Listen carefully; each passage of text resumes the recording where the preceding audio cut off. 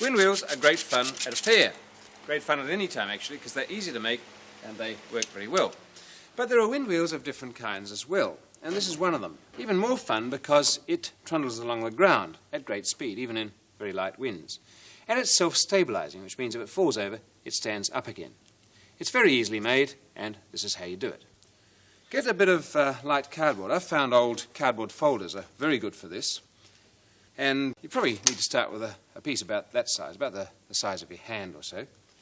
And it doesn't really matter what size you make, but I've worked out one that's about 6 centimetres across. So open your compasses a distance of 3 centimetres and draw one circle. Okay? Just like that. That's a good size. You can see how big it is in comparison to my fingers. Close the compasses a bit. It doesn't really matter much, but I would say about 1 centimetre or so. And do another circle. So you've got one circle inside the other, like that. Now you need a ruler and a pencil. And what you have to do is to start dividing that inner circle into parts. First of all into halves, then into quarters, and get this as accurate as you can, but it's fairly forgiving. If you don't get it exactly right, it'll still trundle along, as long as all those lines go through the centre.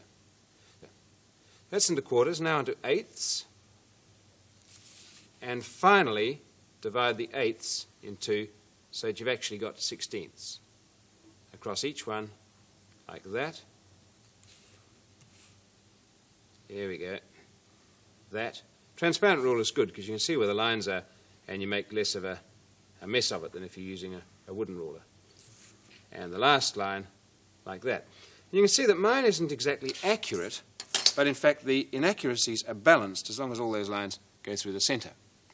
Put it down and get yourself a safety knife like this. You can use scissors on it, but it chews up the cardboard a bit, so this is better. Look after your fingers, but just put your ruler there and cut along each of those lines that you've drawn, through the centre and to the circle on the other side.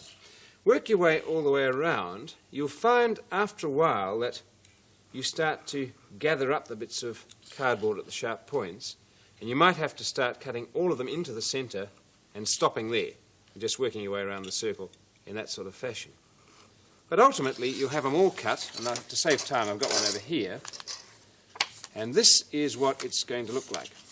All of them cut and parted like that. Okay? Then you can see the circle on the other side, the way I've based it.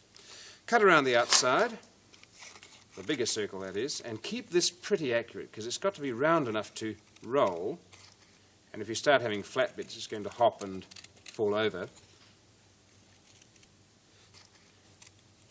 That I think will do the job. And then you've got a bit of folding to do, and you fold every second one up and every second one down. So here we go, we fold this one down there, and it folds of course at the inner circle. Miss one, fold the next one down,